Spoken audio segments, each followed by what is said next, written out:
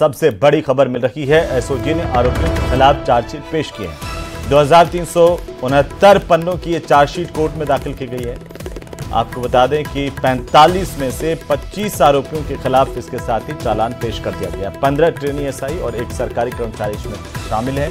25 आरोपियों में 2 चयनित आरोपी एसआई ने सर्विस ज्वाइन नहीं की थी। नकल केस से जुड़े 8 आरोपियों को गिरफ्तार किया गया। बाकी आरोपियों के खिलाफ जांच पेंडिंग है। एडीजी वीके सिंह और डीआईजी परिस देशमुख के नेतृत्व में बड़ी कार्रवाई की गई। फिलहाल चार्जशीट दाखिल की गई है।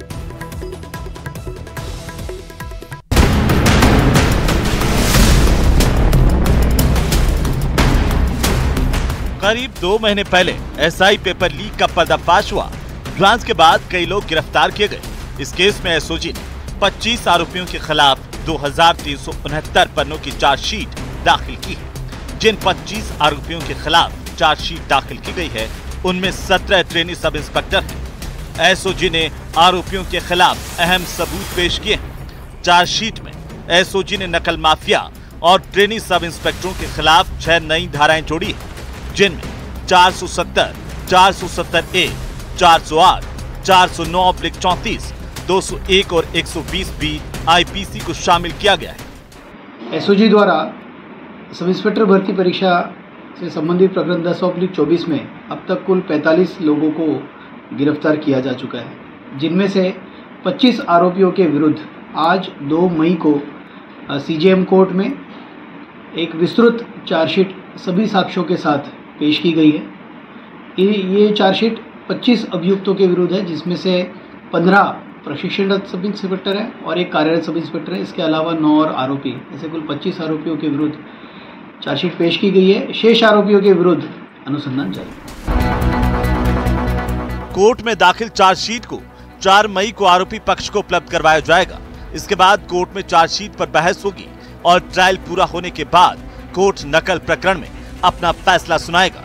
गुरुवार को चार्जशीट पेशी के दौरान एसओजी के 3 आरपीएस अफसरों समेत 15 पुलिसकर्मी कोर्ट पहुंचे थे। आपको बता दें कि 859 पदों पर एसआई भर्ती परीक्षा 13 से 15 सितंबर 2021 के बीच राजस्थान में आयोजित की गई थी। इस भर्ती परीक्षा में 14 और 15 सितंबर को जयपुर में हसनपुरा स्थित रविंद्र बाल भारती स्कूल में बने परीक्षा केंद्र से पेपर आउट करवाया गया। आरोप है कि इसमें केंद्र अधीक्षक राजेश खंडेलवाल ने पेपर माफिया का सहयोग किया। प्रदेश में भजनलाल शर्मा के मुख्यमंत्री बनते ही पेपर लीक प्रकरणों की जांच और दोषियों को सलाखों के पीछे पहुंचाने के लिए एसआईटी की घोषणा की गई, जिसकी जिम्मेदारी एडीजी वीके सिंह को सौंपी गई थी। एसआई भर्ती पेपर लीक प्रकरण में एसओजी ने भले ही 2 महीने में 25 आरोपियों के खिलाफ जांच कर चार्जशीट पेश कर दी है, लेकिन एसओजी की इस पेपर लीक कांड की जांच पर ब्रेक नहीं लगा है। ये जांच जारी रहने वाली है, जिसमें आने वाले दिनों में और भी गिरफ्तारी एसओजी की तरफ से देखने को मिलेगी। जयपुर से न्यूज़ 18 राजस्थान के लिए विष्णु शर्मा की रिपोर्ट।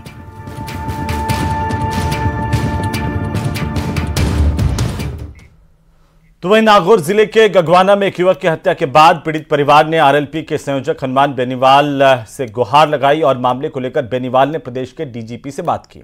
वहीं नागौर पुलिस की कार्यशैली पर भी सवाल खड़े किए। ये पूरा मामला नागौर जिले के रोड थाना इलाके के गगवाना निवासी युवक मुकेश खोजा की हत्या से जुड़ा हुआ है। इस मामले का 10 दिन में भी कोई खुलासा नहीं हो पाया। नामजद मामला दर्ज होने के बावजूद पुलिस की ओर से आरोपियों को गिरफ्तार नहीं किया गया और न ही पूछताछ की गई।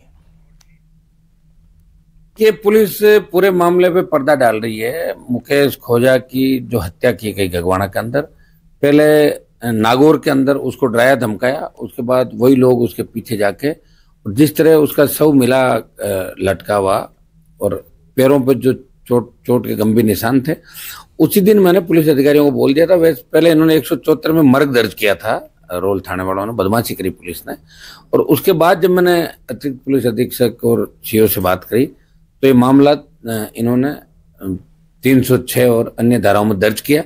लेकिन 13 दिन हो गए मामले को, और रोल एसएचओ का जो बयान है, लोग जब ये जाते हैं पीड़ित पक्ष तो उनको जिस तरह का बर्ताव वो ठीक नहीं है।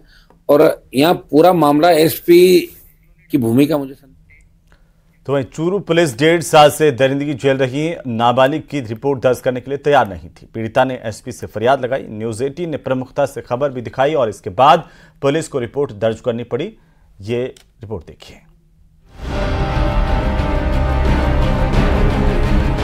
रेप पीड़िता की रिपोर्ट लिखने के लिए पुलिस नहीं थी तैयार। न्यूज़ 18 राजस्थान ने प्रमुखता से चलाई खबर, चली खबर, हुआ असर। न्यूज़ 18 राजस्थान के कैमरे पर वहशत झेल चुकी लड़की न सिर्फ अपने साथ हुई दरिंदगी बयां कर रही है, बल्कि उस पुलिस की भी पोल खोल रही है जिसका काम अपराधियों में भय और आमजन में सुरक्षा पैदा करना है। नशीली दवाई डालकर पिलाती, फिर मैं बेहोश हो गई वहाँ पे। जगह ने बलात्कार किया मेरे साथ। फिर वो फोटो खींचकर बोला कि ना तुम किसी को बोलोगे ना तो तुम्हारे पापा को जान से मार देंगे। पिता की जान की सलामती के लिए नाबालिग दरिंदगी झेलती रही, जिससे आरोपी अनिल मेघवाल का मन बढ़ता गया। वो समझ चुका था कि उसकी गिरफ्त में आई लड़की अपने अपनों के लिए उसकी हर नाजायज मांग झक मार कर मानेगी, उसकी हर डिमांड के सामने सिर झुकाएगी। लड़की के मुताबिक 28 अप्रैल को जब वो दुकान में सामान लेने जा रही थी, तभी आरोपी नाटकीय अंदाज में उसे रास्ते में मिला और धमकी दी कि अगर वो उसके साथ सरदार शहर नहीं गई तो उसकी फोटो सोशल मीडिया पर वायरल कर देगा। 28 तारीख को साथ ले गया डरा धमका के। फिर ना बोला कि साथ नहीं चलोगे ना तो हमारी फोटो सोशल मीडिया पर डाल दूंगा। फिर मैं सरदार शहर तक साथ चली गई। डर के मारे नाबालिग लड़की आरोपी के साथ सरदार शहर चली गई। यहाँ से आरोपी उसे स्लीपर बस में जैसलमेर ले गया। बीकानेर और जैसलमेर के बीच आरोपी ने नाबालिग से दुष्कर्म की वारदात को अंजाम दिया।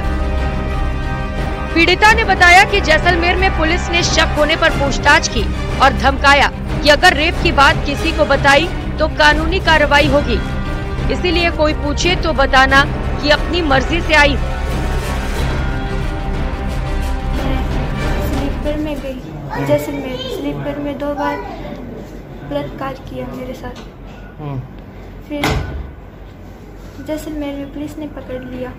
फिर वहाँ पे ना पुलिस है ना हमें ना पूरा दबाव डाल दिया था कि ना तुम है ना ऐसे बोल देना कि तुम्हारे राज्य में से आई हो।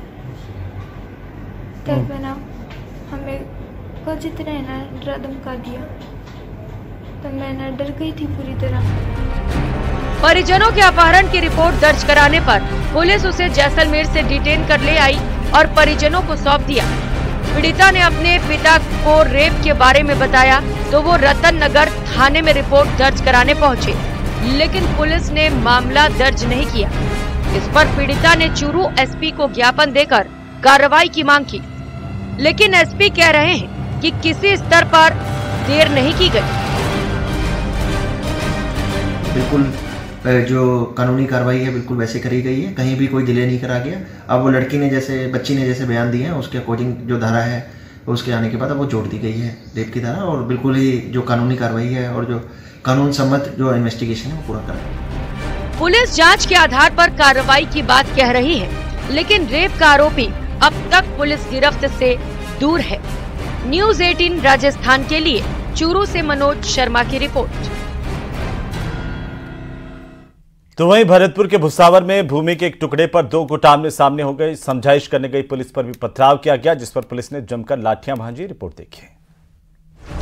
भुसावर में पेट्रोल पंप की जमीन को लेकर मचा बवाल। 2 गुटों ने एक दूसरे के खिलाफ ठोकी ताल। समझाइश करने गई पुलिस पर भीड़ का पथराव। लाठियां भांजकर पुलिस ने किया अपना बचाव। पुलिस पब्लिक के बीच भिड़ंत जोरदार। सड़क पर छिड़ी भयानक रात। सड़क पर बिखरे पत्थर, हाथों में लठ लेकर ललकारती महिलाएं और पुलिस प्रशासन के खिलाफ नारे लगाते लोग।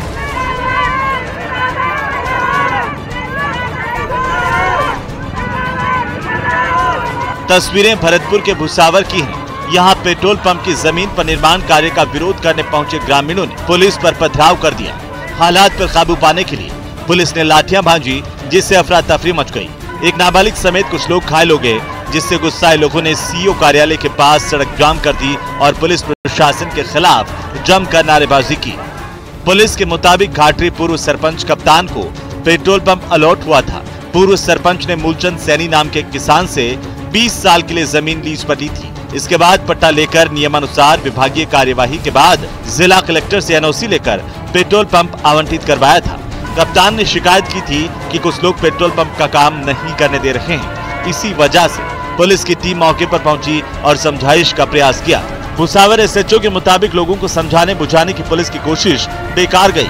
इसके बाद ग्रामीणों ने पुलिस पर पथराव शुरू कर दिया, लेकिन मूलचंद सैनी के परिजनों के मुताबिक पूर्व सरपंच जमीन पर कब्जा कर पेट्रोल पंप लगाना चाहता है और फर्जी तरीके से मूलचंद सैनी की जमीन का पट्टा भी बनवा लिया। गलत तरीके से कप्तान सरपंच पेट्रोल पंप लगाना चाहता है और जबरदस्ती कब्जा करके और गलत तरीके से पट्टा बनवाया। हम नगर पालिका गए, नगर पालिका में हमारी कोई सुनवाई नहीं हो रही। पुलिस और पब्लिक अपने अपने दावे कर रही है और इसी बीच नगर पालिका के चेयरमैन सुनीता प्रकाश जाटव ने कहा है कि मामले की जांच के साथ ही पट्टे को निरस्त करने की कार्यवाही शुरू कर दी गई है। न्यूज 18 राजस्थान के लिए भरतपुर से दीपक पुरी की रिपोर्ट। तो फिलहाल वक्त एक छोटे से ब्रेक का जल लौटते हैं, बने रहिए हमारे साथ।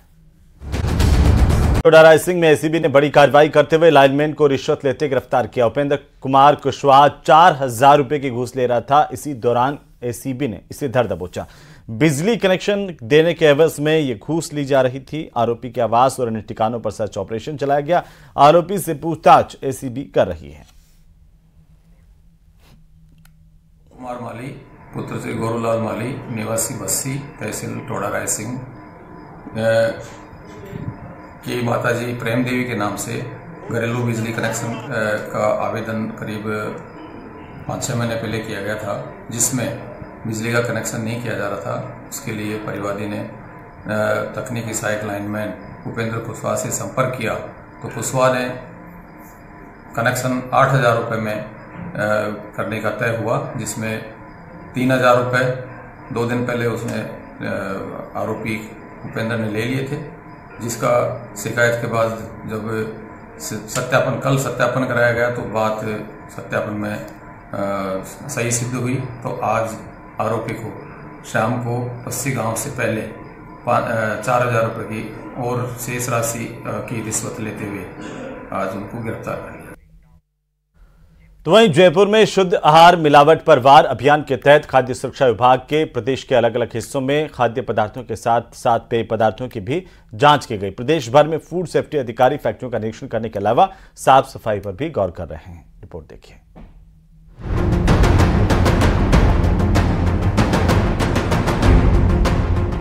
प्रदेश के अलग अलग हिस्सों में मिलावटखोरी पर रोकथाम के लिए खाद्य विभाग के अधिकारी मुस्तैद हैं।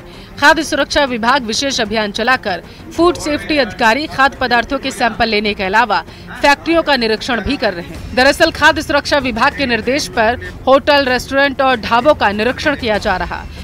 ये देखेंगे कि वहाँ पे एक तो हाइजीन का क्या लेवल है, सैनिटेशन कैसा है, जो चीज़ें यूज की जा रही हैं उनकी क्वालिटी कैसी है, और जो बनाने का मेथड है वो कैसा है, बनाने के बाद जो रखा जा रहा है वो किस तरह से, क्या खुले में तो नहीं रखा हुआ है, वाटर टेस्टिंग है कि नहीं, मसाले किस क्वालिटी के हैं। इसके अलावा रेस्टोरेंट्स, होटल्स में जो बेकरी के चीज़ें हैं उनको रख रखाव किस तरह से हो रहा है, उन पे एक्सपायरी डेट लगाई हुई है या नहीं लगाई हुई है।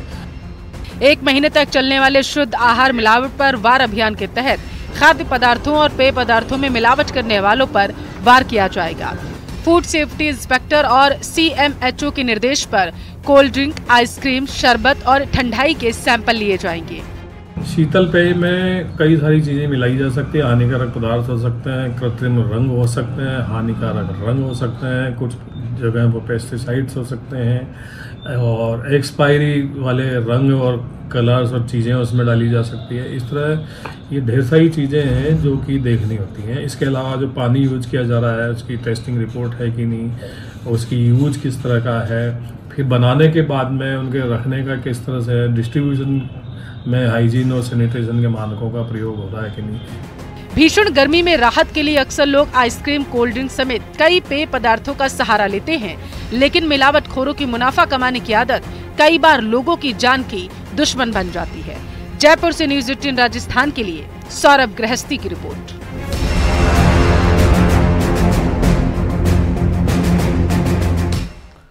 तो वही सवाई माधोपुर में नगरपालिका चेयरमैन हनी ट्रैप केस में फंस गए। आरोप है कि एक महिला ने फोन करके उन्हें मिलने के लिए कमरे पर बुलाया और अपने साथियों के साथ मिलकर उनके आपत्तिजनक वीडियो बनाए। इतना ही नहीं, 1 करोड़ रुपए की मांग भी की है।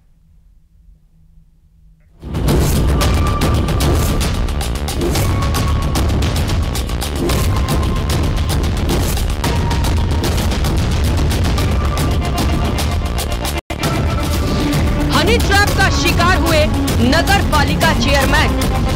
महिला ने मिलने बुलाकर बनाई अश्लील वीडियो वायरल करने की दी धमकी। वीडियो के एवज में 1 करोड़ रुपए की मांग।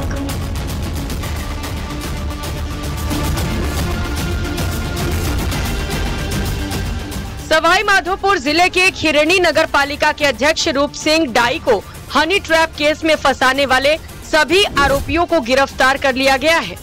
चेयरमैन रूप सिंह डाई ने 29 अप्रैल को कोतवाली में आरोपियों के खिलाफ रिपोर्ट दर्ज कराई थी, जिसमें उन्होंने आपबीती बताई कि कैसे एक महिला ने फोन कर उन्हें कमरे पर मिलने के लिए बुलाया और वहां पहले से मौजूद उसके साथियों ने जबरन उनकी अश्लील वीडियो बनाई। इतना ही नहीं, आरोपियों ने 1 करोड़ रुपए की मांग भी की। खिरनी नगर पालिका चेयरमैन रूप सिंह गुर्जर ने एक तहरीरी रिपोर्ट थाने पर आकर पेश की, जिसकी सूचना मैंने श्रीमान पुलिस अधीक्षक महोदय एवं एडिशनल साहब सीओ साहब उनको दी। उक्त सूचना पर पुलिस अधीक्षक महोदय ने तुरंत एक्शन लेते हुए थाने से टीमें गठित करवाई और तुरंत कार्रवाई करते हुए 5 आरोपियों को गिरफ्तार किया है। आरोपी चेयरमैन को जंगल ले गए, लेकिन किसी तरह उसने अपनी लोकेशन परिवार वालों को भेज दी, जिसके बाद भारी संख्या में लोग वहां पहुंच गए और आरोपी मौके से फरार हो गए। इसके बाद परिजनों के साथ चेयरमैन ने कोतवाली पहुंचकर आपबीती बताई। ममता गुप्ता ने भी घटना की जानकारी ली और मामले के खुलासे के लिए टीमों का गठन किया। पुलिस टीम ने मुखबिर तंत्र और मोबाइल लोकेशन और तकनीकी सहायता से आरोपियों को पकड़ने के प्रयास शुरू किए, जिसके बाद 5 आरोपियों को गिरफ्तार किया गया, जिसमें एक महिला भी शामिल थी। सवाई माधोपुर से न्यूज़ 18 राजस्थान के लिए गिरिराज शर्मा की रिपोर्ट।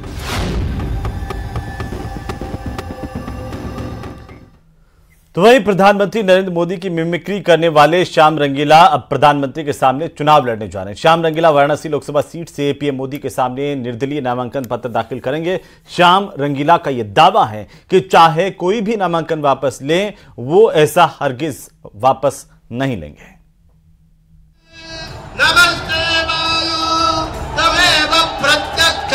रंगीला हुआ वाराणसी का रण। तो मैं जो है वाराणसी जा रहा हूँ कि भैया सब अगर चुनाव पर्चे सब उठा लेंगे तो मैं नहीं उठाऊंगा, मैं तो वहां पे खड़ा रहूंगा। तो लोग अगर वोट करने जाएंगे तो उनको 2 लोग तो एटलीस्ट दिखे, नरेंद्र मोदी, श्याम रंगीला। पीएम के सामने श्याम रंगीला ने ठोका ताल। मुझे बनारस ने बुलाया है, मैं खुद भी आया हूँ, मुझे गंगा मैया ने भी बुलाया है। मिमिक्री के लिए मशहूर है राजस्थान के श्याम रंगीला। मेरा तो पुराना नाता रहा है जी, खई के पान बनारस वाला। जो बनारस का जो पान था मित्रों, मैं शुरुआत से वो खाना चाहता था।